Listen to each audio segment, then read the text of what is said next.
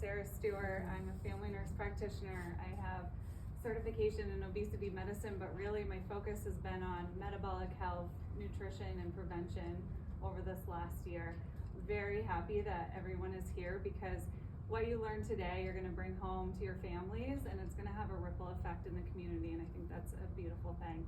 I know there's some healthcare people in the audience. Yeah, how many are in healthcare? Look at that, beautiful. Yeah, so I know that you too will go to your patients and educate, and again, that ripple effect. So I want to thank Back in Motion for allowing me to have this community talk here, and also I have one in Gorham in Southern Maine, so if you have friends and family in the Southern Maine area and you think that this was a decent presentation, you can send them. So the talk is called Destigmatizing Weight, Practical Tools for Healthy Living. I have no financial disclosures. I'm not being paid to be here. I'm not here to sell a product. I'm not here to try to recruit you to my practice. I genuinely care about the health of the community. It's never been about the weight. It's never been about the number on the scale. It's about having more energy to play with your children and your grandchildren. It's about being around to watch those children and grandchildren grow up. It's about reducing depression, anxiety, and brain fog. It's about sleeping better and having more energy. It's about improving intimacy with your spouse or partner. It's about reducing back pain, joint pain, and increasing mobility. It's about lowering the number of medications, and it's about preventing recurrent hospitalizations during the last 20 years of your life. That's my mom climbing Mount Katahdin at age 62 for her first time. She made a number of changes this last year, and she was able to do that. It's about preventing chronic disease, diabetes, heart disease, Alzheimer's, and cancer. It's about feeling strong and confident in the body that we are in. It's about climbing that mountain. It's never been about the weight. What is your big why? Why are we going to make the uncomfortable decisions that will lead us to better health? So what causes weight gain? Is it A, a failure of willpower? Is it B, too many calories and not enough exercise? Is it C, the American diet and a more sedentary lifestyle? Or is it D, all of the above? Anyone have any guesses? So this is called the social determinants of health, and there are factors internal and external that define our health status. You know, how were we raised around food? What was our relationship to it? Was it a reward or a punishment? Do we have to eat everything on our plate? Did we not have enough food growing up? Did we have access to healthy grocery stores or transportation to healthy grocery stores? And then we have internal factors like grief, birth of a child, menopause, you know, is another one. So weight gain is multifactorial and it's neurobehavioral. So 74% of adults are either classified as overweight, including obesity. And so if it was a failure of willpower, then 74% of our country has no willpower. And I don't believe that. So how did we get here? And maybe we got here because we've been given terrible dietary advice. Now, I don't know if anyone recognizes the food pyramid. Eat 6 to 11 servings of carbohydrates. Eat less, move more. Drink your fruits and vegetables. Eat small, frequent meals, and we're going to go over a few of those and why those don't work. So this is the extensive list of weight, but really metabolic associated conditions. 13 types of cancer, or 40% of all diagnoses, are associated with poor metabolic health. The increased risk for all-cause mortality, 80% of heart disease, 70% of stroke, and 70% of colon cancer is preventable by diet and lifestyle. So if you look at this list, I mean, this is what I treat in primary care. You know, I treat blood pressure with medication. You know, I treat hyperlipidemia with a statin. I treat infertility issues like PCOS and erectile dysfunction. I mean, this is everything. So let's talk about BMI and the number on the scale.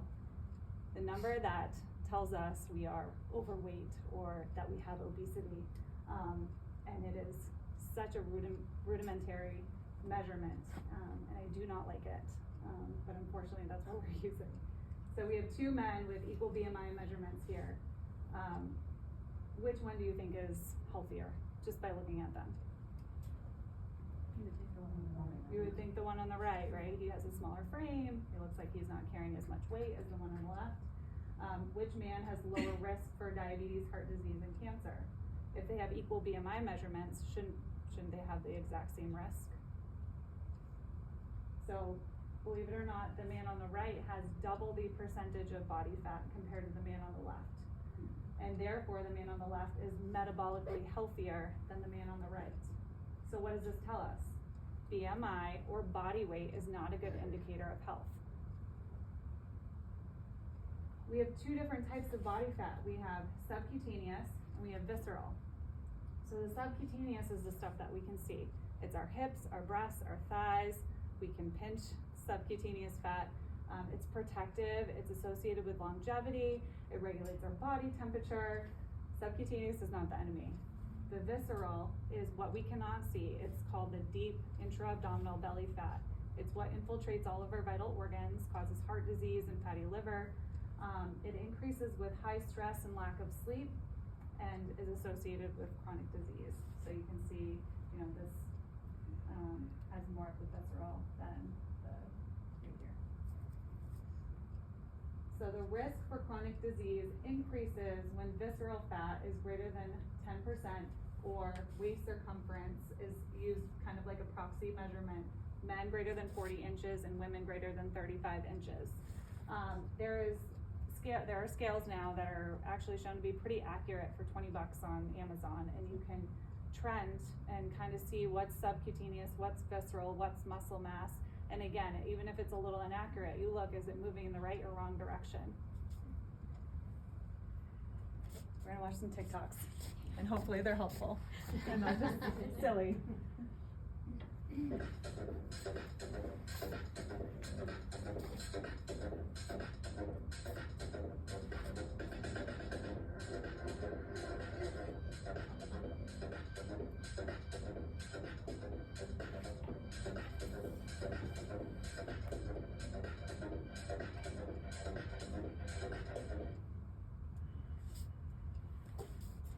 So is obesity a calorie disorder or a metabolic and hormonal disorder?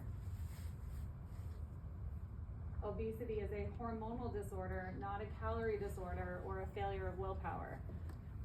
If it was a calorie disorder, I could tell everybody to eat less and move more and we could all go home, right? But these are some of the hormones that are involved in intake and expenditure.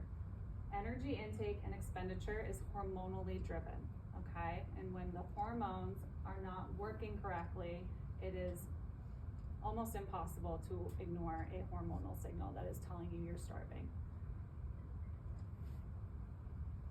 So we're gonna go over a few of these. No one's gonna get quizzed on this. We'll go over a couple more, a little more in depth, and I'll start to bring home some concepts to simplify things. So insulin is our fat storage hormone. Insulin and insulin resistance causes the body to store fat. Cortisol or stress hormone. Cortisol triggers sugar to be released by the liver and triggers insulin, our fat storage hormone. It increases our hunger and motivation. I don't know if anyone's stressed out or tired and they feel like they're just hungrier that day, and it's because of this hormone signaling. We have ghrelin, the hunger hormone. I call him the ghrelin gremlin. People with obesity are thought to be a little more sensitive to ghrelin, and ghrelin increases with weight loss. And then we have leptin, our weight thermostat, and I'll just go to the next slide. So leptin, I picture it as our thermostat, and our thermostat's there to keep our temperature, our body weight at a set weight. When we have an increase in weight, we have an increase in leptin because leptin is produced by our fat cells. The brain signals, due to that increase in leptin, hey, eat less and move more, trying to keep us at our set weight. When we lose weight, then we also have a decrease in leptin, and that signals to the brain, hey, eat more and move less. What happens when we gain a little bit of weight from birth of a child or loss of a loved one? a long winter, and we gain that little bit of weight, and our leptin goes up and is signaling to the brain, hey, eat less, move more, hey, eat less, move more, hey, eat less, move more, bombarding the brain with that signaling. Over time, the brain's just gonna ignore that signal, and we become leptin resistant. So our thermostat is broken, the brain is not seeing that high level of leptin anymore, and so the brain thinks we're starving. We have dopamine, a pleasure hormone, and so we get a dopamine response from anything that is addictive. So alcohol, tobacco, food, and so it's hitting that same those same receptors in the brain. And food that is highly processed is designed to be much more addictive, and so we are driven to consume more to achieve that same dopamine effect. We have estrogens, so when our estrogen levels decrease during menopause, it distributes the weight differently. So I have lots of women in the office that say, I didn't even change anything, you know, I'm same level of activity, my diet is the same, and now all of a sudden I am carrying this belly weight. We have androgens, another sex hormone. So high insulin increases androgens and promotes weight gain. And then we have growth hormone, also called the youth hormone, which affects our metabolism, helps us build bone and muscle, and there's lower growth hormone in people with obesity than with people of normal weight. The two hormones that directly cause weight gain, insulin and cortisol.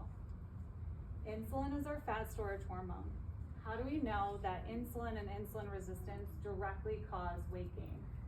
When patients inject insulin, they gain weight. And then how do we know that cortisol directly causes weight gain? When we prescribe steroids, which is essentially synthetic cortisol, patients gain weight, or someone with Cushing's syndrome who produces excess cortisol. The importance of insulin. It's my favorite hormone, and if you leave here not knowing anything about insulin, then I did not do my job.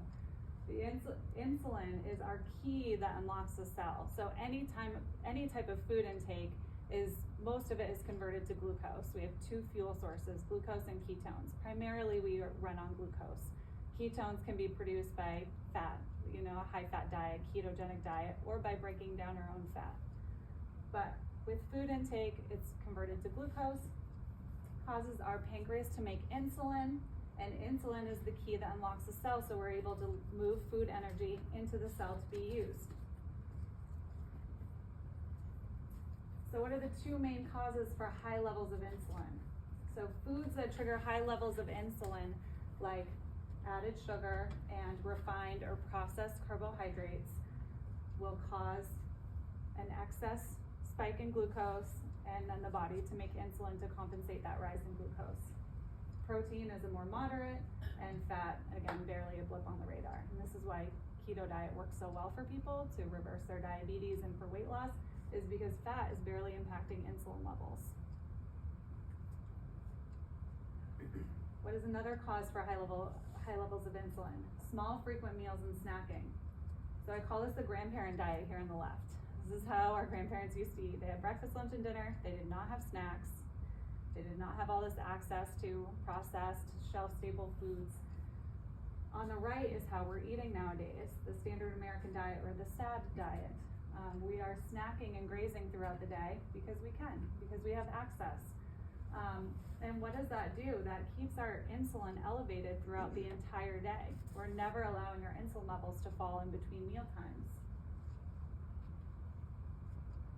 So what causes insulin resistance? Meaning, what causes that key to stop working correctly? You know, we need that key to work in order for us to move glucose into the cell to be used. And if we can't get into our cells, right, if we can't move energy into our cells, guess where it's going? It's being stored. So high levels of insulin leads to insulin resistance. So a diet that is high in carbs or added sugars, repeated exposure to insulin causes insulin resistance. The body, in response to resistance, so if the key is rusted, the body's like, my cells are starving, they're not getting energy, so I'm gonna tell the pancreas to make more insulin in order to drive that glucose into the cell. So you kind of get caught in this negative feedback loop. So insulin resistance causes further insulin resistance.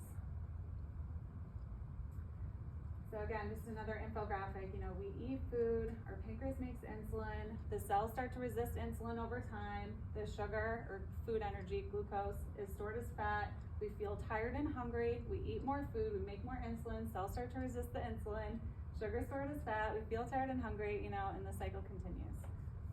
And then the pancreas is making more insulin because we're not getting energy into the cells.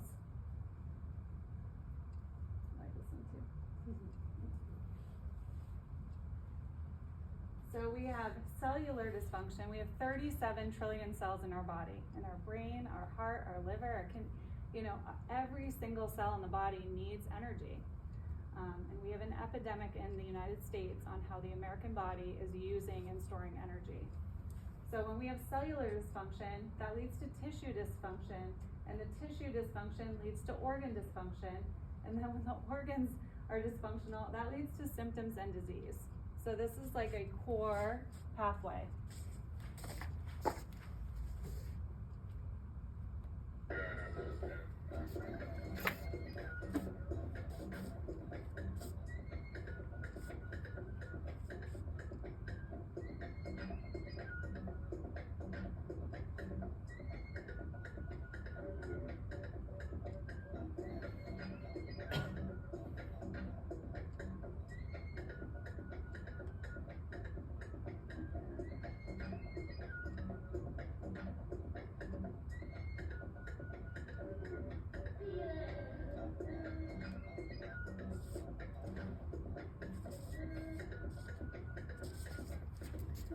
So I made this video about a year ago, and now I'm starting to understand that it's not obesity associated conditions or weight associated conditions. This is metabolic, weight is a symptom of poor metabolic health, right? And so that's why all those associated conditions, it's not the weight that causes it, it's how the body is using energy. So how do we know if we have insulin resistance? Well, 93% of U.S. adults in the United States have at least one indicator. That's what studies are showing. So we can kind of just assume that we have it to some degree. But the criteria for metabolic syndrome, which is also called insulin resistance syndrome, it's not commonly diagnosed because you have to kind of look at the full clinical picture. So if you've never heard of metabolic syndrome before, it's not your fault. It's just, unless your provider is looking for this criteria, then it's likely that you may have it, and it's just never been discussed before.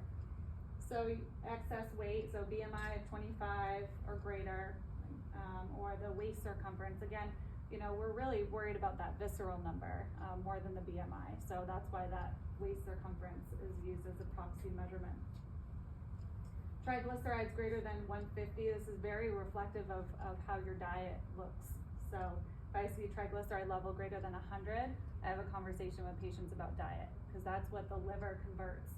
For excess carbs and sugar is converted to triglyceride and stored. HDL is our good cholesterol, it's protective, it's reflective of our level of activity for men less than 40 or women less than 50. And blood pressure greater than 130/85 or on blood pressure medications. So again, 93% of the country has at least one of these indicators. And any 3 out of the 4 meets diagnosis. And then I also use in clinical setting, triglyceride HDL ratio is extremely helpful because you get that on your routine lab work. Fasting insulin level is a $32 lab test, and it is the most important lab test that I check in the office. It is the first indicator of prediabetes or diabetes. You can have this go on behind the scenes for 10, 13 years, and your body will compensate for those spikes in glucose, and then all of a sudden, pre-diabetic. It's like wearing a helmet after you've already got a concussion, right? And so if you see your fasting insulin level greater than 7, that's an indication that you have insulin resistance and time to make changes. I see so many times I see a completely normal hemoglobin A1C, which is your average blood sugar over 3 months, and I'll see a insulin in the 30s. So you can see 4 different types of individuals. We can have a metabolically healthy person, and they can also be classified with obesity. About 5% of individuals classified with obesity are metabolically healthy. So maybe they're just carrying an excess of subcutaneous and they have a low amount of visceral. And then they don't have any of those indicators. You know, they don't have high blood pressure, their lipids all look great. And again, this can happen. You can have a metabolically unhealthy person and also classified with obesity. You can have a metabolically unhealthy and of normal weight. They're called TOFIs. They're thin on the outside and fat on the inside, which just means that they're carrying the excess amount of visceral. And then we can have a metabolically healthy person and of normal weight, of course. But remember, 93% of the population has at least one indicator of insulin resistance or metabolic dysfunction. Insulin is the primary hormone driving weight gain. And so the number one goal, not just for weight, but for prevention, is to get insulin down. So what to avoid or limit, what to eat, how to control your food environment, physical activity, and how to alter your hormones. How many of you would choose to start smoking despite knowing the negative health consequences of cigarettes? Continue. Back in the day, 1940s and 50s, doctors were smoking, nurses were smoking at the nurses' station. It was cool, it was accepted. We didn't know. We didn't know the dangers, right? But now we do, and we advise patients not to smoke because we know that smoking carries all these risks for heart disease, stroke, cancer, diabetes, Alzheimer's, and dementia. Increased risk for inflammation. Yeah, we know this. So what about processed and ultra-processed foods? The stuff that's filling our grocery stores. Same exact list.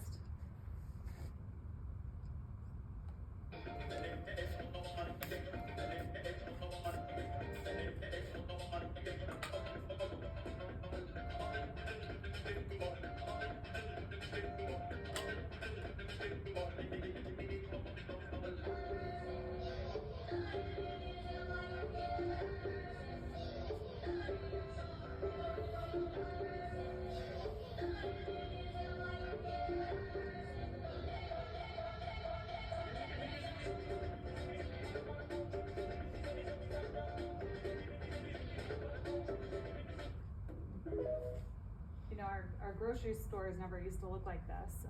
I grew up in Brewer, and I moved away for about 10 years and moved from Portland, where social determinants of health are different. It's a bigger city, and now we're in more of a rural area. And even from town to town, so what do you see when you walk into, say, the Brewer grocery store versus Hamden? Hamden, you walk into a nice produce section. And when you walk into the Brewer, Hannaford, you're met with like a wall of processed foods. Sometimes you're funneled through an aisle. You can't even shop the perimeter. Remember, we were told to just shop the perimeter. Well, now you have somebody with hormonal dysfunction. Their brain's telling them they're starving all the time, and we bombard them with 80 to 100 different food messages in the course of a day. We're being set up to fail, and it's heartbreaking. You go to the gas pump, and they're advertising Cheez-Its, Lowe's is a hardware store. What are they doing with like chips and soda? And it's because we have decision fatigue too. So we walk through a store, we make a bunch of little micro decisions on what to buy and what not to buy. By the time we get to the cash register, well, we have that decision fatigue, and we're more inclined to make impulsive purchases. And they know that. And they're there to make money. They're not there to make sure we're healthy. Unpopular opinion, processed food is a new cigarette. We just don't have warning labels yet. Highly processed food does not trigger satiety or fullness hormones. They're highly addictive. They're designed to be highly addictive, and they're easy to overconsume. You can look at big food as like the new drug dealer on the block because they have chemists that are working in the lab to hijack our taste buds to make sure that we don't put the Oreos down or the Cheez-Its down. I know, I have a hard time with Cheez-Its. So It's, and they know what they're doing. So, sugar. Sugar is made up of 50% glucose, which we know our cells can use, right? Most food is converted to glucose for energy. But 50% of it is fructose. And so the liver is not able to process large amount of fructose. So diets that are high in fructose, it negatively affects our liver, causing fatty liver, promotes insulin resistance, weight gain, heart disease, and metabolic risk. You can see the foods that are highest in fructose, fruit juice. The reason being is that fruit contains fructose. It's naturally occurring sugar in fruit. But when you destroy the fiber that's in the fruit, your body processes that fructose much faster than if you were just to eat the whole fruit. So eat your fruit, don't drink it. And then of course soda, but believe it or not, fruit juice has a higher level of fructose than soda. That's not a green light on soda, right? Just stay away from both of those. Dried fruit, honey, I know a lot of people that will switch out sugar for honey, but you'll see on another slide, honey has 50% fructose as well. And then sauces and salad dressings, those are sneaky, and you can make your own at home and with just a few ingredients. So do that when you can. Liver health for metabolic health. You can see all the functions that the liver performs for us. And it's also converting, we were just talking about this, the liver converts about 80% of your thyroid hormone into its active form. So, we're seeing hypothyroidism on the rise. Well, we're also seeing, poor metabolic health on the rise, and they're going hand in hand. 45% of the country has fatty liver. This was like non-existent. It was only associated with alcoholism back in the day, like in the 80s. So if your liver's not healthy and it's congested, it can't function correctly, it can't convert your thyroid into its active form, then that's where the hypothyroidism comes in. So I have patients in the office that improve their health and nutrition, and then they don't need as much levothyroxine. So artificial sweeteners, they do not activate the dopamine reward center needed to make you feel satisfied, which increases the intake.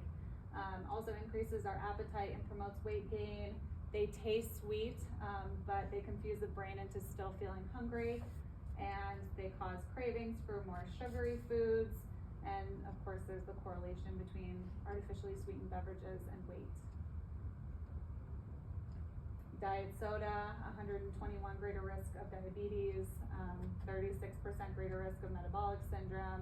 They're associated with poor gut bacteria. I can't tell you how many times I've seen patients in the office who have had, a 10-year history of IBS, intermittent constipation, diarrhea, and then I ask them what they're eating and drinking, and they're like, well, I'm drinking, 8 to 10 glasses of Crystal Light, and I'm like, oh, well, if you get rid of that, and then their symptoms go away, or they start their day with a coffee mate creamer. If you're drinking coffee mate creamer, please stop. It is illegal in pretty much every country except ours, and if you read the ingredients, it should be enough to scare you. But if you start your day with that, and then it's driving that desire to eat more sweet foods, and then disrupting your gut microbiome, which is so important for your health. So the FDA in 2018 said erythritol, which is found in all these products, is safe. And in 2023, a study came out on 4,000 people in Europe and the United States, and there's an increased risk of heart attack, stroke, and death. And this is a recommendation from the World Health Organization. It just came out last year. They looked at 283 studies. They should not be used for weight control. There's also an increased risk of type 2 diabetes, heart disease, and death. So, I have patients ask me about monk fruit or stevia. Well, food companies are using like erythritol to bulk some of these products, and then they're not required to list it on the label. And then we have sweet taste receptors on the tongue, in the brain, and in the pancreas. So if the tongue tastes something sweet, the response is going to be the exact same, right? It's going to send a signal to the brain, then to the pancreas, and say, hey, we're going to make some insulin to be prepared. So the body really can't tell the difference between the sugar and the sweeteners.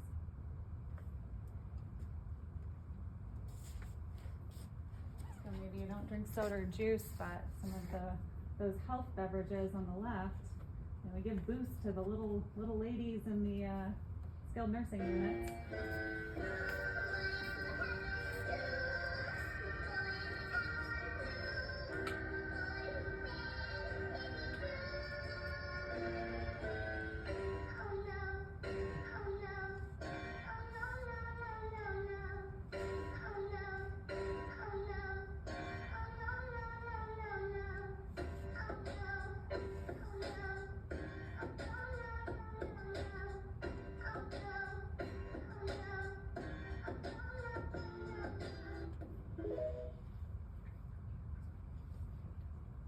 Insulin is the primary hormone driving weight gain, and our goal is to get insulin down.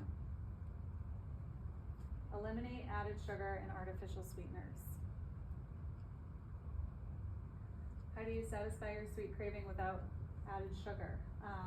I've been doing a lot of baking recently, and I made these are peanut butter almond flour cookies up here, so if you want to try one, but it only called for like 3 tablespoons of pure maple syrup, and I think the next slide will go through why maple syrup is probably a better option. Dark chocolate chip, or dark chocolate, at least 70%. The almond flour maple syrup recipes. Blended cottage cheese tastes just like cheesecake filling, and then you can add cocoa powder, you can add dark chocolate chips to it, you can add some peanut butter in there, or berries, unsweetened coconut, natural peanut butter, or nut butter. So out of the sweeteners that are available, that are nutritive, I would recommend pure maple syrup. And the reason why, so you look at like glycemic index, and if you're not familiar with glycemic index, it can be helpful to guide food choices. So, you know, what is the glycemic index of like rice or white flour or wheat flour? And so this number here will tell you like how likely it is to spike your blood sugar. So you can see that the glycemic index is 54 for maple syrup, and for like brown sugar is 65. So within the kind of the same range. But the fructose content, so is maple syrup going to drive fatty liver disease and insulin resistance and diabetes and weight gain? Less likely because of the low fructose content in comparison to some of these others. Molasses is decent as well. But you can see agave, so you can see agave here, low on the glycemic index, so you know, you check your blood sugar and it's like, oh, it's pretty good. But it's like 90% fructose. So I would say steer clear of the agave. So if you must, pure maple syrup. That doesn't mean, you know, that you put maple syrup in your coffee every morning. You know, you want to avoid things that are going to spike your blood sugar first thing in the morning every single day, you know. But if you want a sweetened latte on an afternoon, you know, you can do the maple syrup. So what do we eat? You know, the answer is not familiar to us anymore because our grocery stores look like that. But the focus needs to be on whole foods, fat, fiber, and protein. Real food does not need an ingredient list. Real food should spoil. If bacteria cannot digest it, you can't either. If you set the food product on the countertop and it looks the same 8 weeks later, that's a big red flag. If you cannot pronounce the ingredients, you shouldn't put it in your mouth, you know? Like, so, you know, avoid sugar and artificial sweeteners again, avoid processed and engineered food, and avoid, I call them white foods, but really it's the processing of the flour. So I'll have patients, well, I eat wheat bread, and it's like, well, you grind the wheat flour down and then it's quickly absorbed, spikes the blood sugar. So flour, pasta, bread, rice, cakes, bagels. Unfortunately, oats are a sneaky spiker. So steel cut oats, you know, I was eating them every day. I told all my patients to eat them. You know, they're cost efficient, and then they have protein and fiber. Unfortunately, people were wearing CGM, continuous glucose monitors, and they're showing that oatmeal is spiking people about 35 to 40 points on their blood sugars. So white rice, same thing. Brown rice, same thing. Long grain, short grain, jasmine, you know, it's unfortunately. So how do we take back control over our hormones?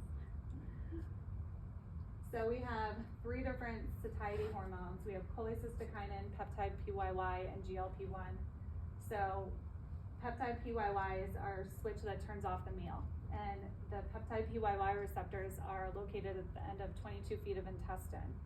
So it takes about 20 minutes for our food that we eat to get to the peptide PYY receptors to let us know that we're full. So if you've ever heard wait 20 minutes for seconds, this is why. Cholecystokinin delays gastric or stomach emptying and leads to fullness, and it primarily, and the peptide PYY responds to protein and fat. Cholecystokinin responds to protein and fat. And GLP-1 primarily responds to fiber. So we've heard of GLP-1, the medications. You can actually activate this hormone naturally, increasing your fiber intake. I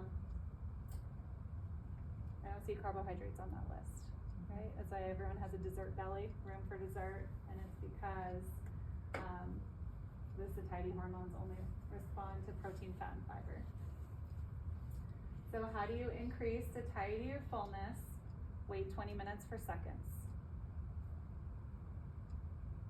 Eat protein, eat fat, and eat fiber. Interesting, eat fat.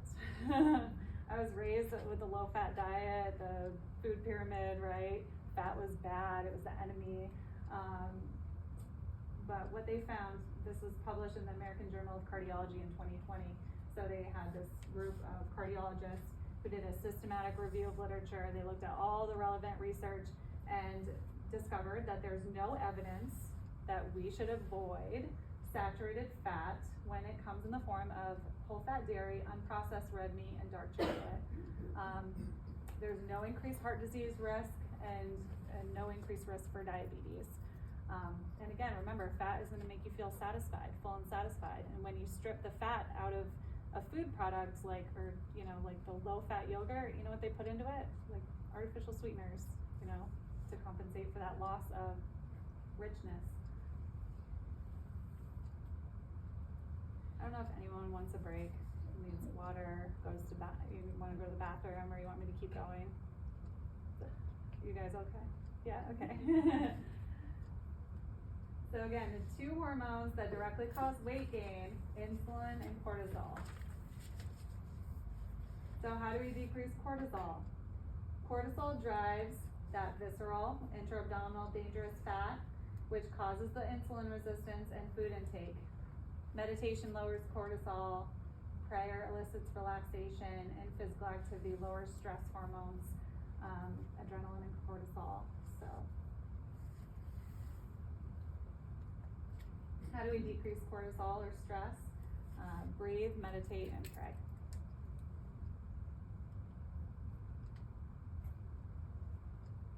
Again, how do we decrease cortisol?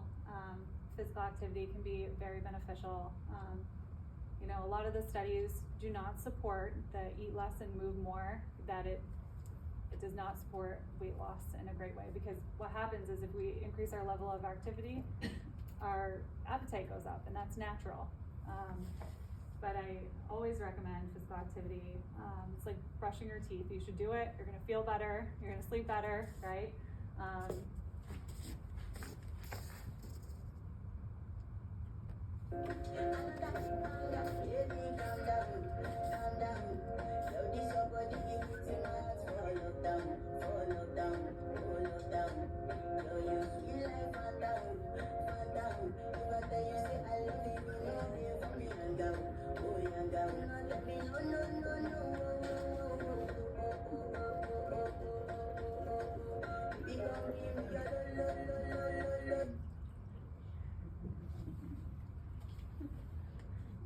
So how do we decrease cortisol and stress? Get physical activity.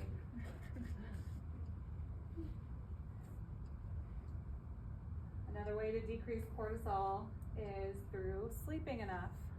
Less than 7 hours of sleep, or with shift work, or with untreated sleep apnea, it increases our stress or cortisol, and it increases our fat storage, and we're more inclined to break down muscle. If individuals in this study, if they achieved at least 8 hours of sleep, they lost twice as much weight when someone had about 5.5 hours of sleep. So get some sleep to lose weight. Are you at risk for sleep apnea? I always screen for this in the office. It's becoming increasingly more common, but if you snore, that's an indicator. If you're over 50 years old, that you can't do anything about that. That's an indicator. If you're male gender, well, that's another one. But you know, if you're scoring pretty high on these questions, please talk to your healthcare provider. It's extremely dangerous not to treat sleep apnea. And what happens is it's like a compounding issue, right? You're not getting oxygenated blood to all of your vital organs, right? It's increasing the risk for heart disease and weight gain and diabetes and pulmonary hypertension that can cause a heart attack. And if you're not getting good quality restorative sleep, I mean, everything suffers, you know? So if you're waking up exhausted, you're waking up with a headache, that's another indicator. So please, I know no one wants to wear CPAP, but it could be means to an end. You know, you wear it for 6 months, weight comes down, but this can be a big barrier on weight loss too. Decrease cortisol or stress, get good sleep.